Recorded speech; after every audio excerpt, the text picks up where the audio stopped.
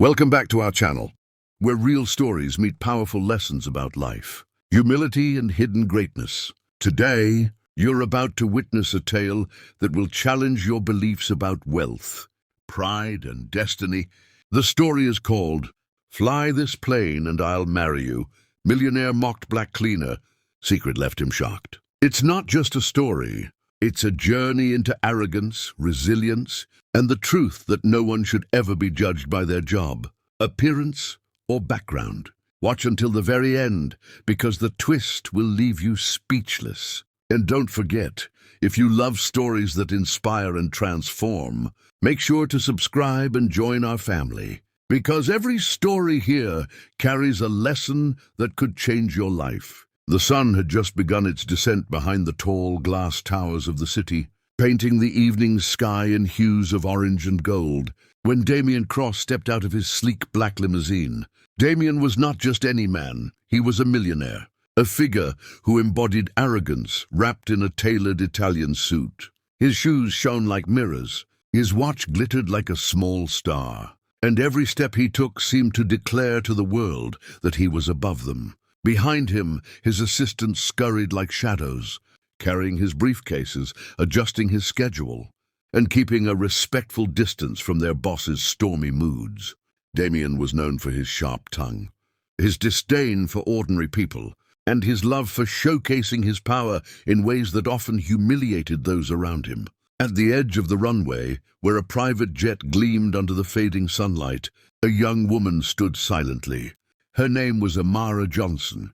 She wore the dark blue uniform of the ground crew, her gloves tucked neatly over her hands, her hair tied back in a simple bun.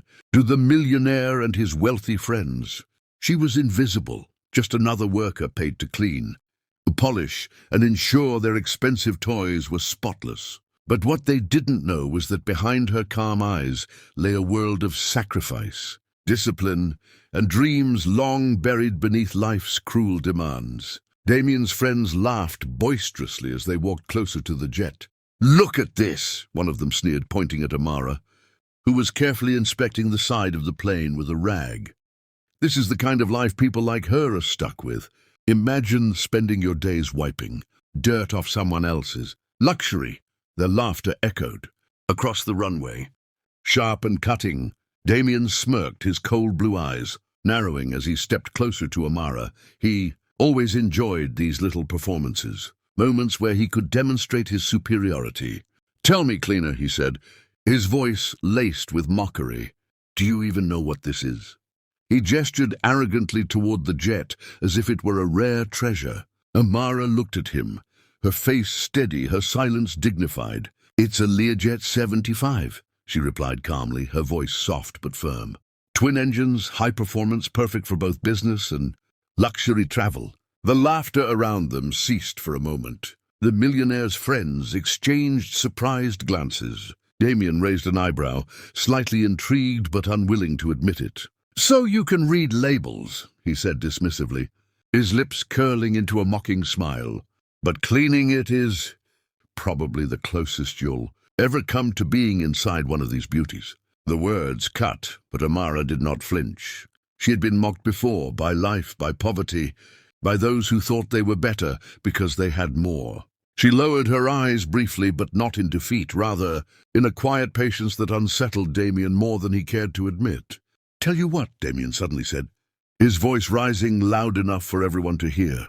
He stepped closer, pointing his finger at her like a prosecutor in a courtroom. "If you can fly this plane, yes, you, the cleaner, I'll marry you. Right here, right now." Gasps rippled through the group. Some laughed nervously, others shook their heads in disbelief.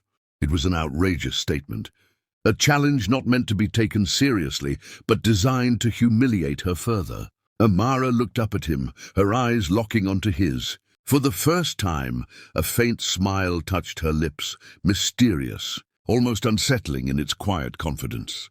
"Is that a promise?" she asked softly, her words carrying a weight that silenced even the laughter. Damien blinked, momentarily caught off guard. "Of course," he scoffed, regaining his arrogance.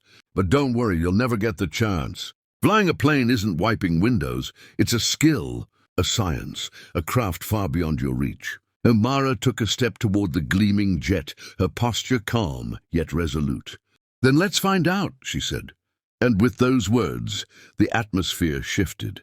What began as a cruel joke now carried the scent of challenge, suspense, and something Damien had not expected at all: fear. The runway fell silent as Amara placed her gloved hands on the cool, metallic surface of the jet. Every eye was on her, some gleaming with ridicule, others with curiosity. Damien folded his arms across his chest, his smirk wide but his eyes sharp, as though he was preparing to savor her inevitable humiliation. His friends whispered among themselves, their laughter hushed, yet brimming with anticipation. Amara exhaled slowly, then climbed the stairs, to the cabin with a calmness that seemed unnatural for the moment. The interior of the jet smelled faintly of polished leather and aviation fuel. To most, it was intimidating. To her, it was familiar. She slid into the cockpit, her fingers brushing over the switches, dials, and screens like a pianist reacquainting herself with an old instrument. For a brief second, she closed her eyes, and memories flooded back. Years ago, Amara had not been a cleaner. She had been a dreamer, a student, a pilot in training with a burning passion for the skies. She spent endless nights buried in textbooks, weekends practicing in simulators, and every waking moment learning the language of the skies. Her father, once a small charter pilot, had ignited that flame in her heart. But after his tragic passing in a plane crash, the burden of bills, siblings to feed, and a mother to care for had crushed her dreams. The tuition fees were too high, and survival demanded sacrifice. So she traded her flight jacket for a cleaner's uniform, burying her past like a secret no one would ever believe. Now, in this moment of mockery, destiny handed her the cockpit once more. Outside, Damien tapped his polished shoe impatiently. "Well, do you need a manual cleaner? Or should I call someone to teach you the difference between a steering wheel and a throttle?" His voice dripped with sarcasm, but there was a nervous edge beneath it, one only the sharpest listener would catch. Amara didn't answer. Instead, she powered on the systems, her fingers moving with precision. The hum of the jet's electronics came alive.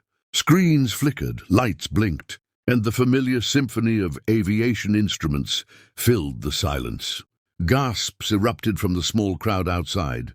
"She knows what she's doing," one of Damien's friends whispered in disbelief. "That's impossible," another retorted, though his voice trembled. "She must have seen someone do it before." Damien forced a laugh, though it sounded weaker than before. "Anyone can push a button. Let's see her get this thing off the ground." Inside the cockpit, Amara's hands moved steadily over the throttle and controls. Her heart raced, not from fear but from exhilaration. It had been years, but the knowledge had never left her.